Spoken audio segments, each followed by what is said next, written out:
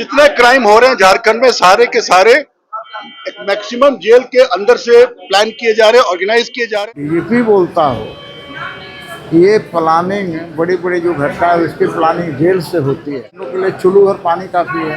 इनका पुलिस का एकमात्र काम वसूली, कैसे पैसे उगाही की जाए, सिर्फ यही जानते हैं। पूर्ण विश्वास है कि 10 ही बच्चे ऐसे जरूर मिलेंगे जो अपना नाम पूर्ण नहीं लिख पाए। लोन लेके, कर्ज लेके अपने बच्चों को प्राइवेट विद्यालयों में दाखिला दे रहे हैं। बिल्कुल हम लोग सहमत है इस बात से। स्लीपर सेल की जहां तक बात हो गई, कांग्रेस में ऐसे लोग काम कर रहे हैं। हम लोग दिल्ली गए थे तो सबने लिख के दिया है कि कौन कौन पार्टी विरोधी काम कर रहे थे। कांग्रेस मुक्त बहुत हास्यास्पद बात है ये, ठीक है। और बीजेपी कांग्रेस के लोगों को अपने यहाँ लेके के जा रही है, और जो वॉशिंग मशीन में और निर्मा डिटर्जेंट से उनको क्लियर करके वो अपने एकदम पाप मुक्त और भ्रष्टाचार मुक्त, स्कैंडल मुक्त बना देते हैं। क्या करना चाहते हैं? सुखाड़ अब देश को करना चाहते हैं क्या? वो बंजर हो जाएगा हमारा देश। कांग्रेस अपने गिरेबान में झांक के देखे कि स्लीपर सेल कहाँ पे है, कि दूसरे के कंधे में चढ़कर राजनीति करते हैं, अपना जनाधार उनका नहीं बचा। तो लोग को मरने के लिए छोड़ दिया जाए। जब मंत्री इस तरह का बात करेगा तो हमको नहीं लगता है कि कानून व्यवस्था और ठीक हो सकता है। मंत्री झारखंड को मतलब इस चरवाहा तो बनाइए दिया है। झारखंड में कानून का राज रहेगा, झारखंड में बुलडोजर राज नहीं रहेगा। नेशनल क्राइम ब्यूरो के रजिस्टर को उठाकर देख लें, अगर भाजपा शासित राज्यों में अपराध शून्य है तब आपका यह सवाल जायज होता है कि जिस राज्य में कानून का शासन हो वहां किसी भी व्यक्ति को लिंच होने की प्रक्रिया का विरोध किया जाना। हम लोगों ने एक अमन साव गैंग के 30 लोगों पर FIR किया है। अगले चंद दिनों में हम सभी को पकड़ेंगे, सभी को जेल भेजेंगे। देते रहते हो क्या? लॉ एंड ऑर्डर इश्यू को लेकर के पूरा मामला गरमाया हुआ है। पहले NTPC के वरीय अधिकारी की हत्या हुई, अब लातेहार में एक मॉब लिंचिंग का मामला आया है। देखिए, मैं ये कह रहा हूँ कि झारखंड के अंदर कानून व्यवस्था की स्थिति बहुत खराब है। इनके राज में हमेशा खराब रहती है। भारतीय जनता पार्टी इन मुद्दों को सरकार के सामने उठाने का काम करती है, लेकिन इनका रवैया वही है। जब DGP बोलता हो कि ये प्लानिंग बड़ी बड़ी जो घटना है उसकी प्लानिंग जेल से होती है, तो यही कहूँगा भाई इन लोग के लिए चुल्लू भर पानी काफ़ी है। भाई जेल झारखंड के अंदर है ना, जब प्लानिंग हो रही है तो आपका जो खुफिया तंत्र है वो क्या करता है? इनका पुलिस का एकमात्र काम वसूली है, कैसे पैसे उगाही की जाए, सिर्फ यही जानते हैं। लॉ एंड ऑर्डर मेंटेन कैसे किया जाए ये नहीं। एक प्रश्न तो बीजेपी पर भी उठ रहा है कि मॉब लिंचिंग का जो मामला है, जब आप लोग पक्ष में थे तो विपक्ष जो था वो इस मामले को बड़ी ही बड़ा जोर जबरदस्ती से दिखाता था। आप लोग वैसा नहीं कर पा रहे हैं, कोई प्रतिक्रिया उतनी आ नहीं रही मॉब लिंचिंग मामले में खासकर, क्या है? ऐसा नहीं है। भारतीय जनता पार्टी सारे मामले को उठाती है। अब आपको नहीं दिख रहा है तो उसमें हम क्या कर सकते हैं? चलिए ठीक है। जयराम जी, एक मामला कानून व्यवस्था का जिसको लोग उठा रहे हैं, कानून का मजबूत होना इस राज्य के एक आम व्यक्ति के लिए आवश्यक है। एक आम व्यक्ति जब लोकतंत्र के दायरे में अपना जीवन यापन करता है तो इस बात को मानता है कि यहाँ भुजबल, बाहुबल, छल की नहीं बल्कि कानून की आवश्यकता है, कानून का संरक्षण है। उस लिहाज से कहीं ना कहीं कानून की जो व्यवस्थाएं रही हैं इस राज्य में थोड़ी सी चरमराई अवस्था में दिख रही है। लिहाजा अगर कानून की व्यवस्था को दुरुस्त करने की अगर बात है तो निस्संदेह इस पर सरकार को पहल करने की आवश्यकता है। शिक्षा पर आज परिचर्चा होना है जी, क्या लगता है झारखंड में एजुकेशन को लेकर के कितने गंभीर है लोग और क्या? देखिए, निस्संदेह बजट में तो बहुत सारी राशि है एजुकेशन को लेकर, लेकिन अगर आप किसी एक प्राइमरी या मिडिल स्कूल का उदाहरण लीजिए और कम से कम रैंडमली आप 100 स्टूडेंट को आप एग्जाम्पल के तौर पे लाइए, हमें पूर्ण विश्वास है कि 10 ही बच्चे ऐसे जरूर मिलेंगे जो अपना नाम पूर्ण नहीं लिख पाएंगे। ये स्थिति क्यों है? ये स्थिति इसलिए है कि जो सरकारी शिक्षा प्रणाली है, व्यवस्था है, उसके प्रति अभिभावक भी उदासीन है, छात्र भी उदासीन है और सरकारें भी उदासीन है। इसलिए आज अब वो अपना कह सकते हैं कि लोन लेके, कर्ज लेके अपने बच्चों को प्राइवेट विद्यालयों में दाखिला दे रहे हैं। इसलिए हमें इस विषय पर सोचने की आवश्यकता है, पहल करने की आवश्यकता खास है। ट्राइबल और रीजनल लैंग्वेज शिक्षा देने की बात, उस पर कभी अमल नहीं हुआ है। देखिए, अमल करने की आवश्यकता है, नहीं तो हमें लगता है कि बहुत सारे बच्चे शिक्षा से वंचित हो जाएंगे। जयराम जी पार्टी को होता है कैसे आइडेंटिफाई करेंगे? 100% हर एक पार्टी में कैसे आइडेंटिफाई। identify देखिए श्वेता जी, ये एक प्रभारी का सवाल काम आ रहा है। कैसे जी identify करेंगे? जी ने जो बयान दिया कि बीजेपी में स्लीपर कैसे सेल है, identify? राहुल गांधी के बयान को झारखंड में दोहराया दुमका में। बिल्कुल हम लोग सहमत हैं इस बात से। स्लीपर सेल की जहाँ तक बात हो गई, कांग्रेस में ऐसे लोग काम कर रहे हैं और जिनकी मतलब निगरानी हमारे जो प्रभारी हैं वो भी कर रहे हैं और निश्चित तौर पे इस पे एक्शन लिया जाएगा और जो पार्टी के विरोध ऐसा काम कर रहे हैं तो एक्शन लिया जाएगा इनके खिलाफ। झारखंड में कुछ ऐसे चेहरे हैं जिनकी आपने पहचान की हो कि झारखंड में बयान क्यों देना पड़ा? देखिए ये जैसे राहुल गांधी ने कहा तो पूरे देश की बात हम कर रहे हैं और जब तक झारखंड में जो बात हुई प्रभारी ने कहा तो निश्चित तौर पे काम में लोग लगे हुए हैं, जांच होने दीजिए। जैसे ही लोग का नाम सामने आएगा। आइडेंटिफाई का तरीका क्या होगा? कैसे फिल्टर करेंगे? कौन है जो कमजोर कर रहा है? देखिए बहुत सारी चीजें हैं। चुनाव के दौरान कौन पार्टी विरोधी काम कर रहा है, संगठन के विरोध कौन कौन लोग काम कर रहे हैं, निश्चित तौर से उनके खिलाफ हमने सबने अपने अपने विधायकों ने अभी जब हम लोग दिल्ली गए थे तो सबने लिख के दिया है कि कौन कौन पार्टी विरोधी काम कर रहे थे। और अभी भी इलेक्शन के समय ही नहीं, अभी भी बहुत सारे ऐसे लोग हैं जिनको आप मुझसे जैसे सवाल कर रहे हैं, व्यक्तिगत अगर मैं आप लोगों से ही सवाल करती हूँ तो आप लोग जानते हैं ये बात कि कौन लोग ऐसे व्यक्ति हैं, चाहे वो बीजेपी हो चाहे कांग्रेस हो, जो पार्टी में रह करके ही पार्टी का खराब काम करते हैं। झारखंड कांग्रेस ने इनपुट दिया है, बिल्कुल 100% दिया हुआ है जी। देख रहे कि यहाँ पर के राजू ने कहा है कि कांग्रेस मुक्त भारत का ध्यान बीजेपी चला रही है, इसको लेकर के आप लोग सावधान रहें। क्या लग रहा है कि कांग्रेस मुक्त बहुत हास्यास्पद बात है ये, ठीक है। और बीजेपी कांग्रेस के लोगों को अपने यहाँ लेके के जा रही है और जो वॉशिंग मशीन में और निरमा डिटर्जेंट से उनको क्लियर करके वो अपने एकदम पाप मुक्त और भ्रष्टाचार मुक्त, स्कैंडल मुक्त बना देते हैं वो लोग बीजेपी। तो ये उनका अपना एजेंडा है, अपने एजेंडे में काम कर रहे हैं। लेकिन पूरा देश जानता है कि कांग्रेस देखिए पार्टी नहीं है, ये वो परिवार है। कांग्रेस हम लोग उस परिवार का हिस्सा है जिसने देश के मतलब आंदोलन में देश जो हमारा था उसमें हमने भाग लिया है। तो निश्चित तौर पे हम लोग एक पार्टी के तौर पे सिर्फ अपने आप को नहीं देखते हैं।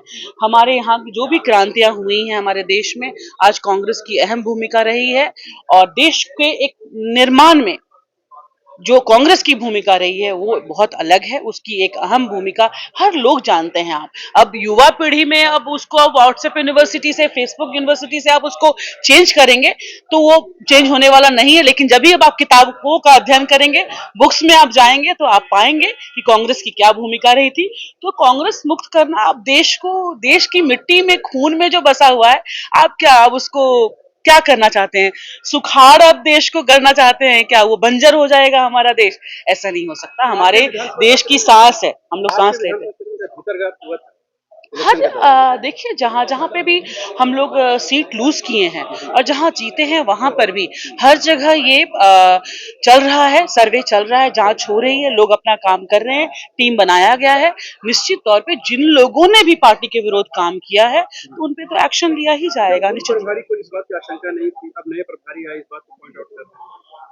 पूर्व प्रभारी को भी इस बात की आशंका थी, बस थोड़ा सा एक डिफरेंशिएट होना चाहिए।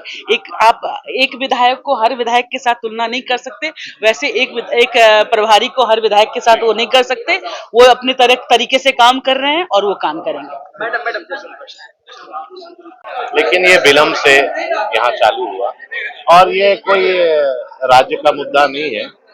परिसीमन का मतलब कि पॉपुलेशन जब बढ़ जाता है तो हर जनसंख्या के अनुपात पर एक विधानसभा और लोकसभा निर्धारित होता है। ये तो कंटिन्यूअस प्रोसेस है, इसमें राजनीति की कोई बात नहीं है और मुझे लगता है विपक्ष को कोई मुद्दा नहीं है। इनको जो भी केंद्र सरकार करता है उसका विरोध करना है, बस इसी नेचर से वो पीड़ित हैं और इसी से वो ये अपना बयानबाजी कर रहे हैं। कांग्रेस नेताओं को आप लोगों ने स्लीपर सेल बनाया है।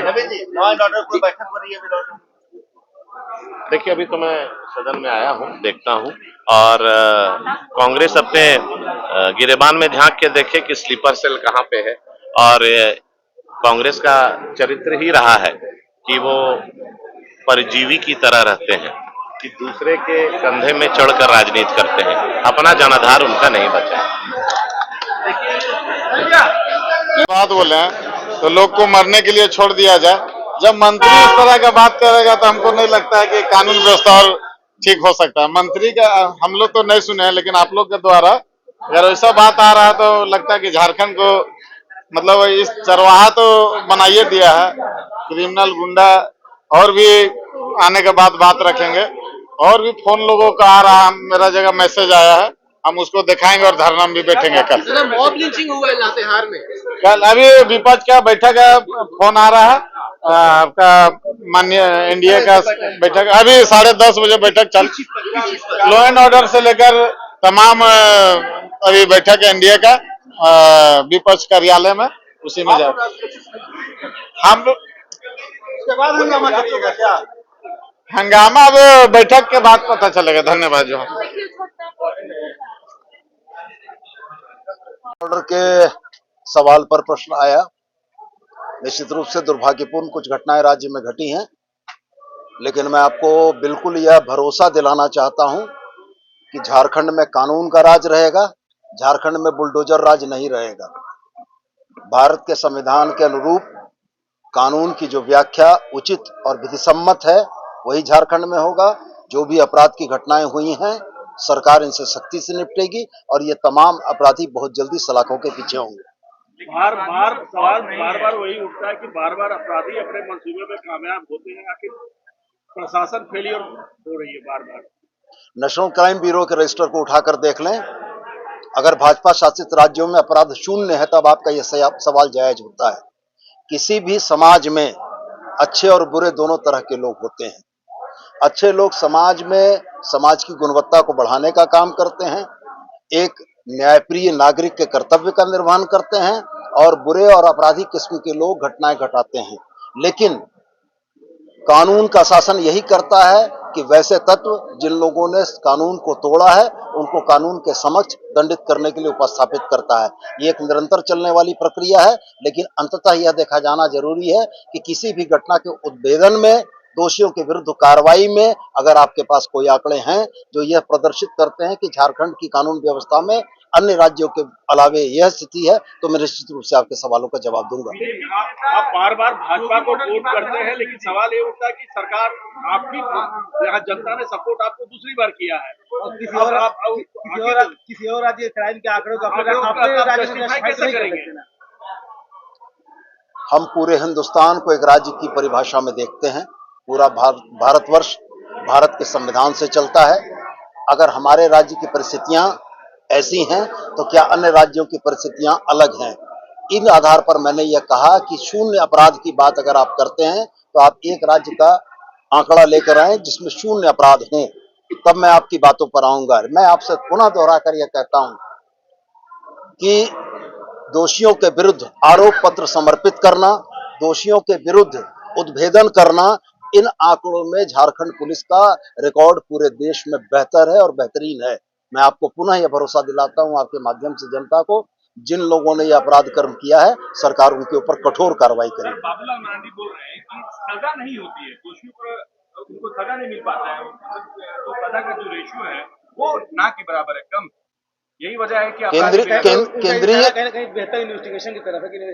केंद्रीय एजेंसियों के चार्जशीट सबमिट करने के आंकड़ों को उठाकर देख लीजिए, झारखंड पुलिस के चार्जशीट आरोप पत्र सबमिट करने के आंकड़ों को उठाकर देख लीजिए। जो फर्क आपको दिखेगा उससे कल मुझसे सवाल पूछ लीजिए। लातेहार में जो मॉब लिंचिंग हुई है उसके बाद से फिर से मॉब लिंचिंग लॉ को लेकर आवाज उठ रहे हैं, क्या लगता है सरकार गंभीर है इस मामले में मॉब लिंचिंग को लेकर? सरकार की नीतियों के बारे में मैं बहुत स्पष्ट तो नहीं कह सकता हूं, लेकिन व्यक्तिगत तौर पर मेरा यह मानना जरूर है कि जिस राज्य में कानून का शासन हो वहां किसी भी व्यक्ति को लिंच होने की प्रक्रिया का विरोध किया जाना चाहिए और निश्चित रूप से इसके विरुद्ध कठोरतम कानून लाकर ऐसी घटनाओं की पुनरावृत्ति को रोका जाना चाहिए। सवाल दादा, किस तरह की शिक्षा नीति का समाप्त करने के लिए सरकार सोच रही है? नीतिगत विषय है। निश्चित रूप से यह प्रयास चल रहा है कि गुणवत्तापूर्ण शिक्षा देने के लिए सरकार हर संभव प्रयास करेगी। इसके लिए जो भी उचित फैसले होंगे वो लिए जाएंगे।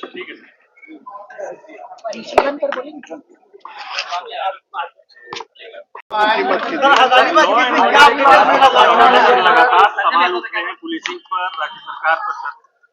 ऐसा है कि 2 घटनाएं घटी हैं, एक रांची में फायरिंग इंसिडेंट हुआ और हजारीबाग में एक एनटीपीसी के डीजीएम का मर्डर हुआ है।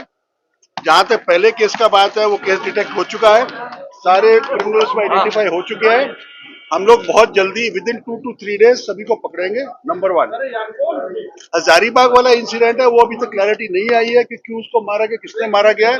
हमारी टीम लगी हुई है और हमने इसमें एक एसआईटी बनाई है और एसआईटी के द्वारा जांच की जा रही है, उसको हम लोग पकड़ेंगे। 2 बातें। तीसरा, मैंने अभी एसपी एटीएस को निर्देश दिया है, एक बीएनएस के अंदर नया धारा 111 जो कि ऑर्गेनाइज्ड क्रिमिनल्स पे वर्क करने का, जिसमें प्रोविजन और पावर पुलिस को है, उसमें कल हम लोगों ने एक अमन साव गैंग के 30 लोगों पर एफआईआर किया है।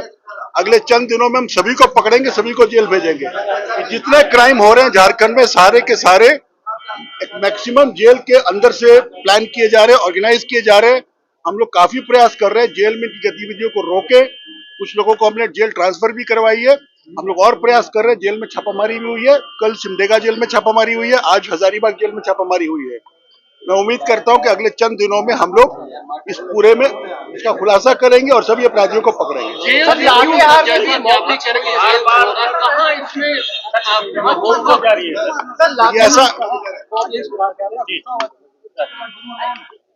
ऐसा है कि जेल के अंदर से जो 3 बड़े गैंग हैं, विकास तिवारी, अमन श्रीवास्तव और अमन साव, यही 3 लोग हैं जो इसमें लगे हुए हैं। ये लोग वर्चुअल नंबर्स क्रिएट करके विदेशी नंबरों से व्हाट्सएप से कॉल करते हैं, जिसमें थोड़ी सी टेक्निकल लिमिटेशन हमारे पास में रहती है, परंतु हम लोगों ने इसमें ब्रेक थ्रू कर लिया है। इसके पीछे कौन लोग हैं सब चिन्हित हो गए हैं। मैं उम्मीद करता हूं कि बहुत जल्दी हम सबको पकड़ लेंगे और ये पूरा का पूरा धंधा और सिलसिला बंद हो जाएगा।